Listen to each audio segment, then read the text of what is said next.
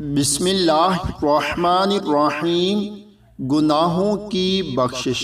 رسول اللہ صلی اللہ علیہ وآلہ وسلم نے ارشاد فرمایا، جو شخص صبح کی نماز کے بعد 100 مرتبہ سبحان اللہ اور 100 مرتبہ لا الہ الا اللہ پڑھے تو اس کے سب گناہ معاف ہو جائیں گے، بے شک وہ سمندر کی جاگ کے برابر ہوں۔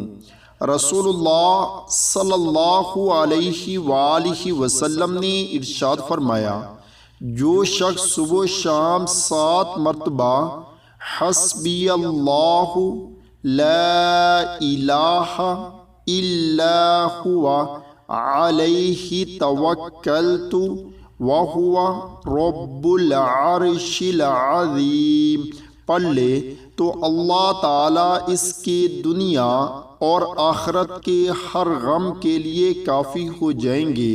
اللہ تعالیٰ ہم سب کو بھی اس پر عمل کرنے کی توفیق عطا فرمائے، آمین۔